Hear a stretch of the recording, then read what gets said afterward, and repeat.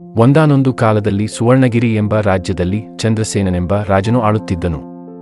ಆತನು ದಾನ, ಧರ್ಮ, ಪೂಜೆ, ಪುನಸ್ಕಾರಗಳಿಗೆ ಪ್ರಖ್ಯಾತನಾಗಿದ್ದನು.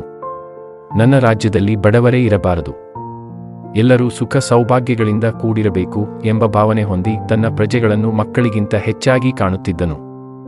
ಆಗಾಗ ಸಂಜೆಯ ವೇಳೆ ಮಂತ್ರಿ ಸುಗುಣಾನಂದನೊಡನೆ ವಾಯು ವಿಹಾರಕ್ಕೆ ಹೋಗುತ್ತಿದ್ದನು. ಒಂದು ದಿನ ಹೀಗೆ ಹೋಗುತ್ತಿರುವಾಗ ಸಂಜೆ ಮುಗಿದು ಕತ್ತಲಾಗುತ್ತ ಬಂತು.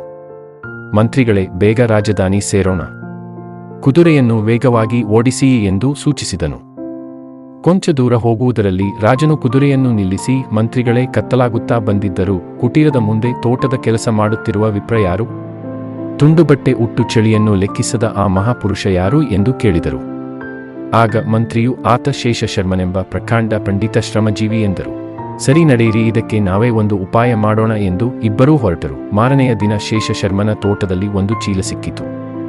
ಅದರ ತುಂಬಾ ಚಿನ್ನದ ನಾಣ್ಯಗಳಿದ್ದವು. ಕೂಡಲೇ ಆತ ಅದನ್ನು ಕೈಯಲ್ಲಿ ಹಿಡಿದು, ರಾಜ ದರ್ಬಾರಿಗೆ ನಡೆದ ಮಹಾಪ್ರಭು, ನನ್ನ ತೋಟದಲ್ಲಿ ಚಿನ್ನದ ನಾಣ್ಯಗಳಿರುವ ಈ ಚೀಲ ಸಿಕ್ಕಿದೆ, ಯಾರದೋ ಏನೋ, ವಿಚಾರಣೆ ನಡೆಸಿ ಅವರಿಗೆ ತಲುಪಿಸಿ ಎಂದು ಹೇಳಿ ಹೊರಡಲನುವಾದ.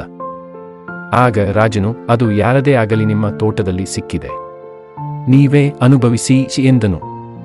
ಆಗ ಶೇಷಶರ್ಮ, ಕ್ಷಮಿಸಿ ಮಹಾಪ್ರಭು, ನಿತ್ಯ ನನ್ನ ತೋಟಕ್ಕೆ ಅನೇಕ ಹಕ್ಕಿಗಳು ಬರುತ್ತವೆ, ನವಿಲು, ಜಿಂಕೆಗಳು ಬರುತ್ತವೆ.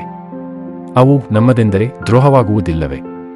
ಅನೇಕ ಮಂದಿ ದಾರಿಹೋಕರು ನಮ್ಮ ತೋಟದ ಹಣ್ಣು ಹಂಪಲು ತಿಂದು ಹೋಗುತ್ತಾರೆ, ಅವರು ನಮ್ಮವರಾಗುತ್ತಾರೋ? ಕ್ಷಮಿಸಿ, ಆ ಹಣ ಯಾರದೋ ಅವರಿಗೆ ಕೊಡಿ ಎಂದನು.